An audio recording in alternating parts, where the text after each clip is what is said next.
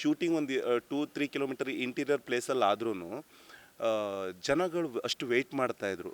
ಎಲ್ಲ ಸೈಡನ್ನು ತುಂಬ ಗಾರ್ಡ್ಸ್ಗಳಿದ್ರು ಅವ್ರನ್ನ ಯಾರನ್ನೂ ಕೇರೇ ಮಾಡ್ತಿರ್ಲಿಲ್ಲ. ಯಾಕಂದರೆ ವಿಜಯ್ ಸರ್ನ ನೋಡಬೇಕು ಅಂದರೆ ಬರೀ ಒಬ್ಬ ಸಿನಿಮಾ ಕಲಾವಿದ ಅನ್ನೋದಕ್ಕಿಂತನೂ ಇವರೊಬ್ಬರು ಫ್ಯೂಚರ್ ಒಬ್ಬ ಒಳ್ಳೆ ಪೊಲಿಟಿಷಿಯನ್ ಆಗ್ತಾರೆ ಅಥವಾ ನಾವು ಅವ್ರಿಗೆ ಬೆಂಬಲ ಕೊಡಬೇಕು ಅನ್ನೋದೇ ಅಲ್ಲಿ ಜಾಸ್ತಿ ಇತ್ತು ಅನಿಸುತ್ತೆ. ಸೊ ಒಳಗಡೆ ಸೆಟ್ ಒಳಗಡೆ ಅವ್ರನ್ನ ಅಲೋ ಮಾಡ್ತಿಲ್ಲ ಅನ್ನೋದು ಬಿಟ್ಟರೆ ಸಾವಿರಾರು ಜನಗಳು ಅವ್ರಿಗೆ ವೆಯ್ಟ್ ಮಾಡ್ತಾಯಿದ್ರು. ಮತ್ತು ಅಲ್ಲಿನ ಟಾಕ್ ಹಾಗೆ ನಡೀತಾ ಇತ್ತು ಮುಂದಿನ ಎಲೆಕ್ಷನ್ ಬಗ್ಗೆ. ತುಂಬ ಜನ ಬರೋರು ಅವ್ನು ಮೀಟ್ ಮಾಡೋಕ್ಕೆ ಅವ್ರ ಪಾರ್ಟೀಸಿಂದಾಗಲಿ ಅಥವಾ ಬೇರೆ ಬೇರೆ ಕಡೆಯಿಂದ. ನಾನು ಎಲ್ಲಕ್ಕಿಂತ ಡ್ರೈವರ್ ಇದ್ರಲ್ಲ ಅವ್ರ ಹತ್ರ ಕೇಳ್ತಿದ್ದೆಲ್ಲ ಶೂಟಿಂಗ್ ಮುಗ್ದಾದ್ಮೇಲೆ ಈವ್ನಿಂಗ್ ಕೇಳ್ತಿದ್ದೆ, ಏನು ಮುಂದೆ ಹೆಂಗೆ ಏನು ಯಾವ ಥರ ಆಗ್ಬೋದು ಅಂತ. ಇಲ್ಲ ಸರ್ ತುಂಬ ಚಾನ್ಸಸ್ ಇದೆ, ನೀವೇ ನೋಡ್ತಾ ಇದ್ದೀರಲ್ಲ ಅಂತ.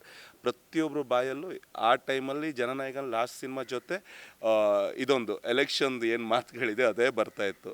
ಸೊ ನನಗೊಂದು ವೈಬ್ರೇಷನ್ ಇತ್ತು, ಖಂಡಿತವಾಗ್ಲೂ ಏನೋ ಒಂದು ಚೇಂಜಸ್ ಆಗುತ್ತೆ ಅಂತ. ಬಟ್ ಸಿ ಎಮ್ ಆಗ್ತಾರಂತ ಗೊತ್ತಿರಲಿಲ್ಲ.